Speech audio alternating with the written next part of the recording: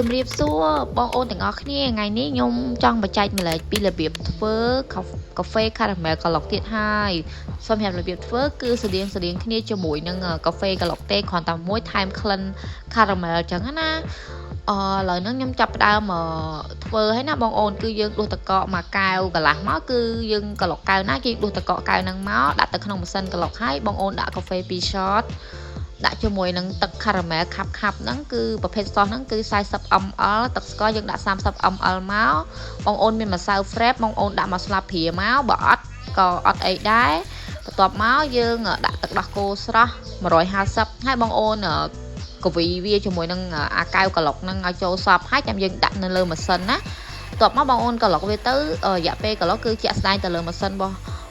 បងអូនមួយទេបន្ទាប់មកពីយើងក្លុកហើយបងអូនចាប់ផ្ដើមមកដេក័រកែវម្ដងគឺខ្ញុំប្រើអា caramel sauce ហ្នឹងគឺដេក័រកែវបែបហ្នឹងអញ្ចឹងទៅឬក៏បែបណាគឺអាស្រ័យលើបងអូនហើយយើងចាក់ទឹក caramel ចូលមកជាការស្រេចបន្ទាប់ពីយើងដាក់ទឹក caramel ដែលយើងក្លុកហ្នឹងហើយយើងមាន topping cream ក៏បានបងអូនអត់មាន topping cream សម្រាប់ topping ពីខាងលើហ្នឹងក៏អត់អីដែរគឺបងអូនគ្រាន់តែយើងរៀបចំដេក័រខាងលើហ្នឹងឲ្យវាស្អាតតិចមក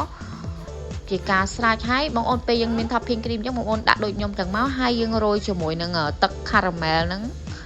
បន្ថែមទៅលើបន្តិចទៀតមកវាកាន់តែតាក់ទាញអញ្ចឹងណាសម្រាប់ caramel កាហ្វេ caramel ក្លុកខ្ញុំមានតែប៉ុណ្្នឹងចែកជូនទេអរគុណច្រើនបងអូនសម្រាប់ការទស្សនាវីដេអូបាយបាយ